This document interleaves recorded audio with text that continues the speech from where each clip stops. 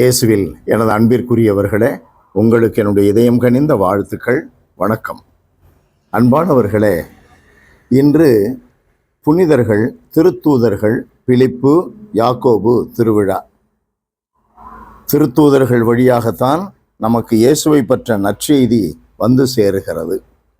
இன்றைக்கு இயேசுவை பற்றிய நற்செய்தியாக நமக்கு யோவான் வழியாக 14ஆம் அதிகாரம் 6-14 அதில் கிடைத்துள்ள நற்செய்தி என்ன?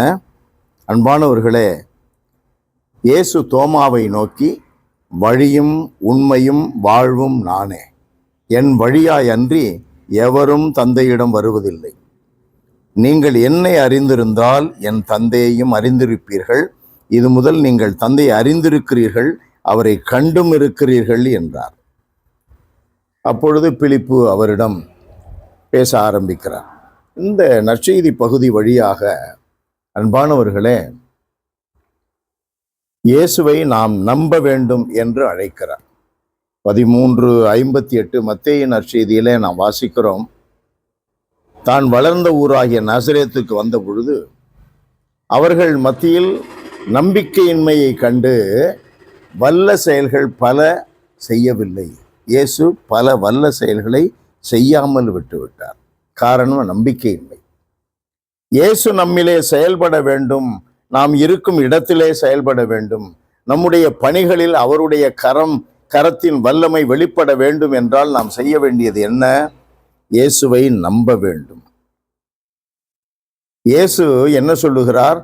என்னை காண்பவன் தந்தையை காண்கிறான். தந்தை என்னுள் இருக்கிறார், நான் தந்தையுள்ள இருக்கிறேன். அன்பானவர்களே, நாம் இயேசுவை நம்பினால் என்ன நடைபெறுகிறது? நம்முடைய படைப்பாளர் தந்தை கடவுளை காணுகிறோம், தந்தை கடவுளை அனுபவிக்கிறோம். அவருடைய அரவணைப்பு, பராமரிப்பு நமக்கு நிறைவாக கிடைக்கும்.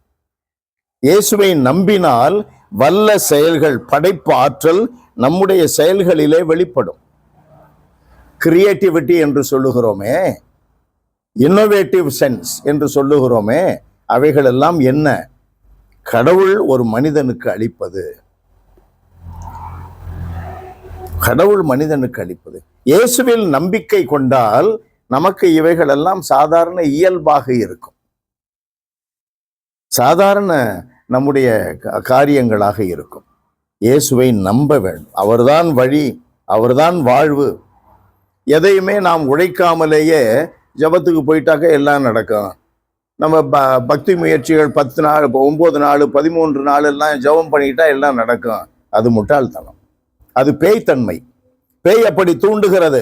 you have to be always on the peripheral level, pious activities, not becoming a disciple.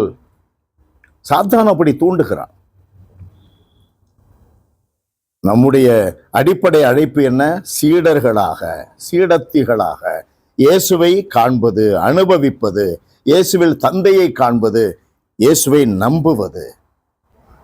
எல்லாம் வல்லவரே எங்கள் இறைவா, உம்மை போற்றி புகழுகிறோம். ஜபங்கள் வழியாகவே அனைத்தையும் சாதித்து விடலாம் என்று நாங்கள் செயல்படாமல் பக்தி முயற்சிகளில் மட்டும் இருக்கின்ற எங்களுடைய தன்மைகளை மாற்றும். நாங்கள் அடிப்படையிலேயே உம்மை நம்புகின்றவர்கள், உம்முடைய பரிசுத்த திருமகன் இயேசுவிற்கு சீடர்கள், சீடத்திகள், அதற்கேற்ப செயல்படுபவர்கள், சான்று பகர்பவர்கள் என்ற தன்மை எங்களில் வளரச் செய்தருளும். இயேசுவின் நாமத்தில் ஜெபிக்கிறோம் பிதாவே. ஆமென், ஆமென்.